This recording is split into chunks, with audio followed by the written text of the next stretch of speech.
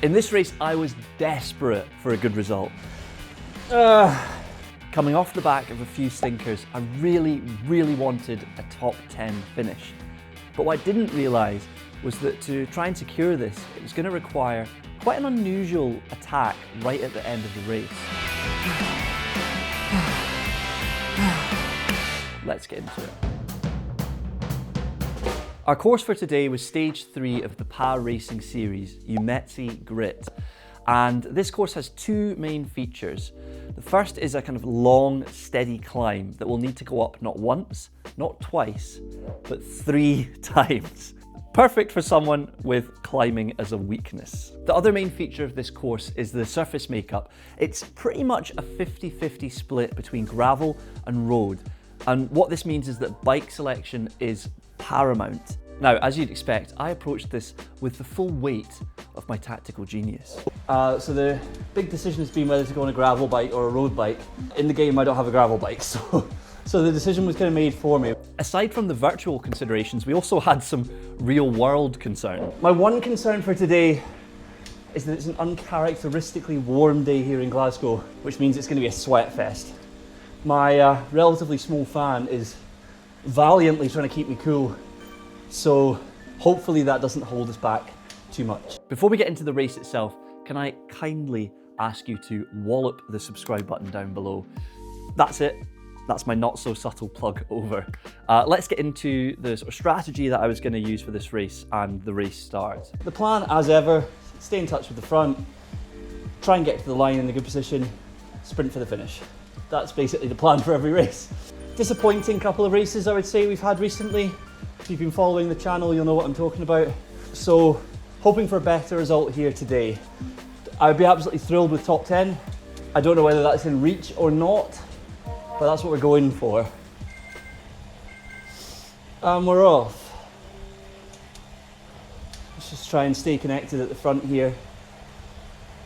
It was around this point that I realised that my course recon may not have been as thorough as I initially believed. I have to say, I didn't realise we went straight into the climb. Regardless, we were shortly into the gravel, and this is where my setup with the aero bike and the aero wheels might start to struggle a wee bit.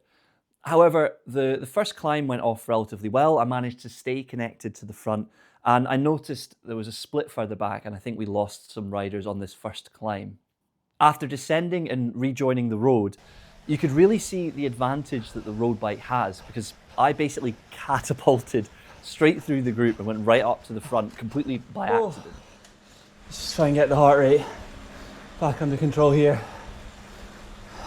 After meandering through the road section, we were back onto the climb again, and it turns out that even in Zwift, I can manage to get lost. Oh, this is the different climb.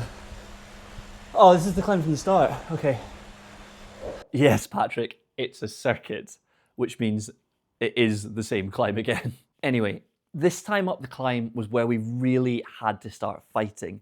The reduced group was stronger and the pace up the climb was much higher than the first ascent. I really struggled with my positioning on this climb, and I started to drift from the front to the back of the group, which is exactly what I didn't want to happen. Helplessly, I was watching the front wander off up the hill, and I was thinking, this is the end of my top 10 hopes, surely. Once again, the climb's been my undoing. I'm going to get dropped, I'm going to be in the chase group, and I'm going to be left to pick up the scraps of the leaders. But I'm pleased to say that's not what happened. I dug really deep, and I managed to crest the climb just in touch, just by fingertip, in touch with the front group.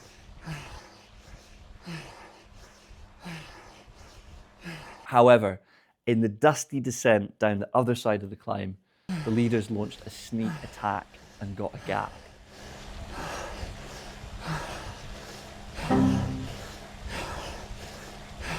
I now thought we were going to be racing as a chase group with no hope of a win, but I wasn't quite ready to give up yet.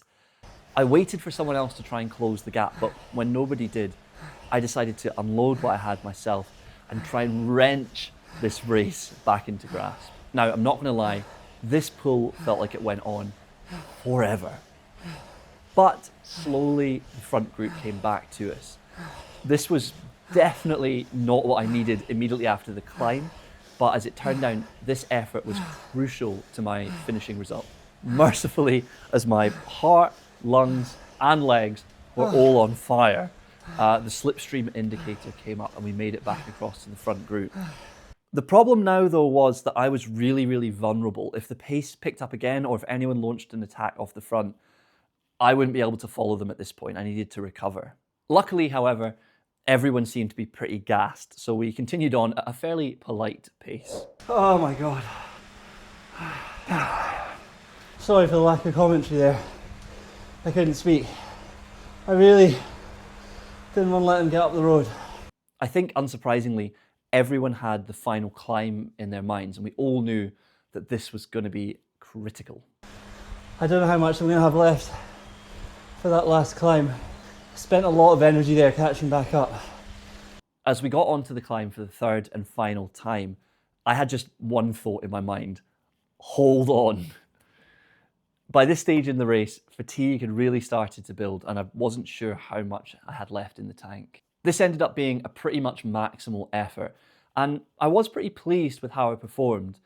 However, as we crested the climb for the last time, the race basically exploded. I found myself outside of the lead group, which was now hurtling towards the finish line, but I was also not really in the chase group either. I was kind of between the two.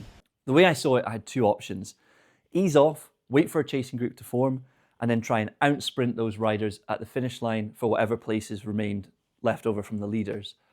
Or launch the longest range attack of my Zwift career with a kilometre left to run in the race. And that's exactly what I did. I absolutely buried myself in this final effort. I wasn't really trying to catch the front runners. I didn't think I had much chance of that. I was basically trying to outrun and outgun the chase group. I was really worried that this approach left me susceptible to any explosive finishers right at the very end of the race. So to that end, I launched what remained of my sprint with about 200 meters left to go. It's safe to say that my all-time power PBs were pretty safe from this effort, but amazingly it worked.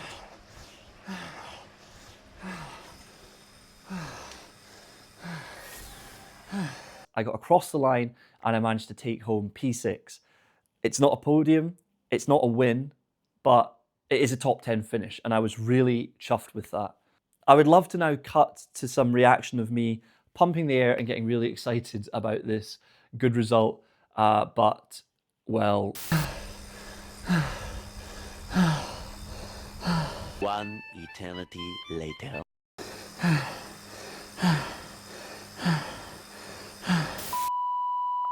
So that was the PA Racing Series Stage 3. I hope you enjoyed it.